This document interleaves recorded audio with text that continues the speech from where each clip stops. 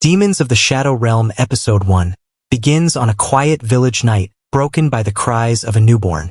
Inside a dimly lit house, a woman has just delivered one baby, but the attending granny announces there is still another child inside. She had suspected twins all along. The mother is exhausted, but the granny tells her to hold on. Do not push yet, wait. The other woman assisting finds this absurd and says that's simply not how childbirth works. But the granny insists the mother must find a way, because these are not ordinary children. These twins are destined to grow up and become those who command the demons. The following morning, a man sits quietly, looking down at a basket holding two sleeping newborns. He says, almost to himself, that the children who will divide day and night have finally been born. 16 years later, deep in a forested mountain, a young man with blonde hair, striking red eyes, and a bow takes aim at a bird perched in the trees. He looses the arrow cleanly and brings it down without much effort. He glances up at the sky afterward and spots aircraft leaving long white contrails, and having grown up completely isolated from the modern world, he watches them with pure wonder, calling them beautiful dragons playing in the sky. He smiles, mounts his horse, and heads back toward the village. His name is Yuru. At the village gate, his friend Danji, dark-haired and expressive, spots him immediately and starts complaining. Yuru went hunting alone in the mountains again without telling anyone. What if something had gone wrong? There would have been no one to call for help. Yuru waves it off casually. He says the divine guardian statues flanking the gate, large carved creatures standing sentinel on the left and right, would protect him. Danji clearly finds this answer both charming and frustrating. But when he sees the bird Yuru caught, his mood shifts completely. He gets excited and immediately starts talking about making a hot pot. Yuru agrees and the two head into the village together. Walking through the village, people notice Yuru and greet him warmly. When he offers to help with some work, the villagers cheerfully decline. Not out of coldness, but because Yuru is clearly someone they respect and don't want to burden. Near one of the homes, they pass Granny Yaha, an elderly woman who seems to carry quiet authority. She is chopping wood alongside another woman, who turns out to be Danji's mother, and who is loudly comparing Danji unfavorably to Yuru, telling him he should work harder and be more like him. Danji looks thoroughly embarrassed. Yuru, unbothered, pauses to ask Granny Yaha about Asa. The granny tells him Asa is doing what she always does. Yuru nods and moves on. He finds Asa inside what appears to be a wooden cell enclosed, separated from the rest of the village. The moment she sees him, her face lights up. She calls him brother and says she's glad he's back. Yuru tells her about the bird, and she listens happily. But Yuru also shares his worries. He had hoped to bring back something larger, like a deer or even a bear. The rain has failed this year, which means the crops are struggling, and the coming winter could mean food shortages for the whole village. He's going to need to hunt more and preserve whatever meat he can. Asa grows a little quieter and asks about the adults who have been leaving the village to find work elsewhere. Yuru says it seems like most of them have gone. She then asks gently but directly, will he leave too? Yuru shakes his head immediately. He says he didn't spend years training himself in hunting just so he could eventually walk away. If he can become skilled enough to keep the village fed and sustained on his own, there will be no reason to leave. Asa presses him, their mother and father left. Won't he do the same? Yuru looks at her and says no, he will never leave this village. And as long as she is here, he will always be beside her, protecting her. Asa smiles, the kind of smile that shows she believes him completely. Shortly after, a woman comes to tell Yuru that Dhira has arrived. The village square fills up as a traveling trader sets out his goods. Dhira is clearly someone who moves between the outside world and isolated communities like this one, bringing supplies and news.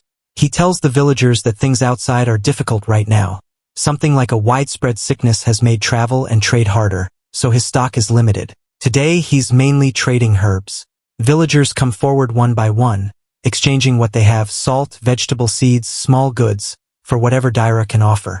A woman mentions her daughter is turning 7 soon. Dhira tells her he'll arrange for a witch doctor to visit next year. An older woman complains of persistent headaches. Dhira hands her painkillers and something for her stomach without hesitation. When Yuru approaches, Dhira asks if he needs anything. Yuru says no as expected, but Dhira smiles and tosses him a ball anyway. He clearly knows Yuru well enough to know that even though Yuru won't ask for himself, he would never turn down something meant for Asa. The ball is for her. Dhira wraps up his trading and heads out. Later, Yuru and Danji are working the fields.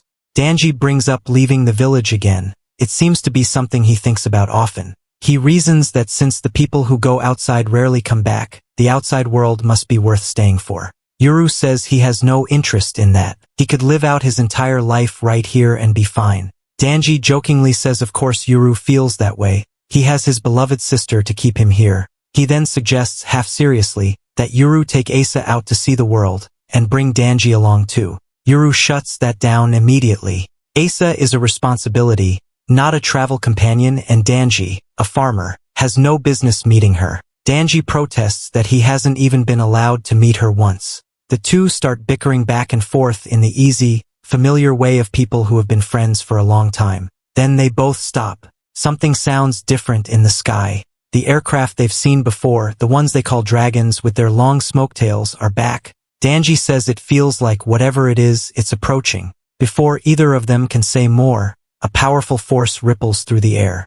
Even Dhira, now some distance away from the village, staggers and feels it. Looking up, they see not jets but a full airplane, and circling alongside it, 2 helicopters, sweeping low over the rooftops, their downdraft sending dust and debris scattering across the village. Every person below stares upward in total shock. Nobody here has seen anything like this. Then the killing starts. A soldier steps up behind a villager and cuts his throat. The army has arrived not to negotiate, not to warn, but to eliminate. Soldiers move through the village with brutal efficiency, cutting people down. Even Dhira is ambushed, shot at from behind. Granny Yaha is surrounded. Her guards ask her what to do. She tells them the barrier protecting the village has been broken. This is a disaster.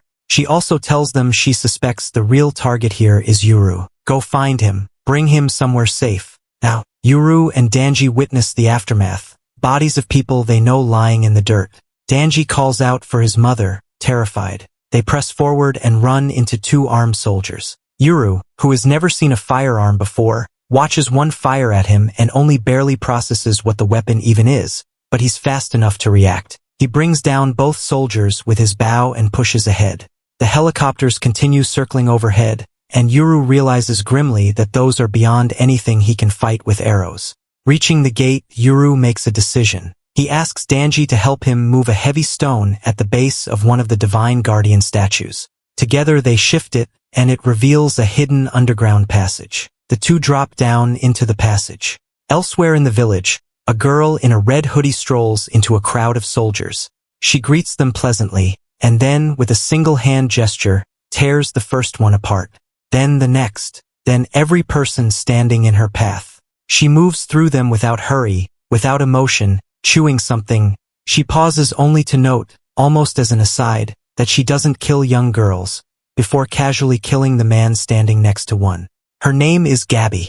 She pulls out a phone and reports that the outer and middle zones are clear. The ground squad can advance. No response comes back. The reason, Dhira has already wiped out the ground squad.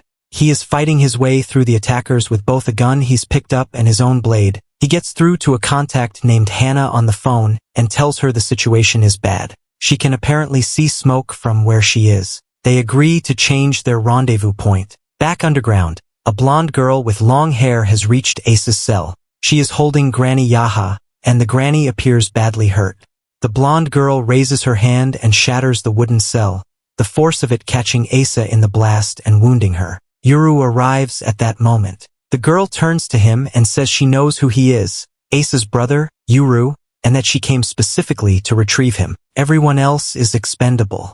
Yuru stares at her, shaken but furious, and fires an arrow at her point blank. Meanwhile, Dhira has tracked Gabi down. When he gets close enough, he sees what others around her cannot, a massive creature with rows of jagged teeth standing beside her. Those hand gestures Gabi was using to kill people were never raw power. She was directing an invisible monster, using it as a weapon. Gabi looks at Dhira with mild interest and identifies him as a seer, someone with the rare ability to perceive these creatures. Before she can act on that, Dhira pulls a grenade and throws it at her. The wall near Yuru explodes from the fighting outside, wounding him and sending him sprawling. The blonde girl says she genuinely didn't intend to hurt him. In the chaos, an amulet falls out of Yuru's pocket and rolls across the floor, straight through a pool of Asa's blood. The moment it touches the blood, something stirs. Something rises and wraps itself around the blonde girl, locking her in place. Granny Yaha, battered but alive, shouts at Dhira, who has just arrived, to take Yuru and go. Dhira grabs Yuru and hauls him toward the hidden gate exit. As they run, Granny's voice carries after them. Get him out, hide him somewhere in the outside world, and make sure they never find him. Danji is still inside, crouched beside his injured mother. He sees Yuru being pulled away and can do nothing but watch. Outside, the helicopters pivot and zero in on Dhira and Yuru. Snipers above track their movement. Yuru has stopped fighting. He is crying, convinced Asa is dead, knowing the granny is still back there, unable to understand why any of this happened to people who did nothing wrong. Dhira tells him, as gently as urgency allows, that explanations will have to wait. He presses an amulet into Yuru's hand, a locket bearing the symbol of the divine guardians, left and right. He points to the gate wall behind them, where there is a small circular hole in the stone between the two guardian carvings. A sniper's targeting beam crosses Yuru's chest. Dhira tells him to clear the debris from the hole and press the locket into it. Yuru hesitates, confused. Dhira doesn't have time for hesitation. He physically slams Yuru's face into the stone. Blood from the impact drips down onto the locket.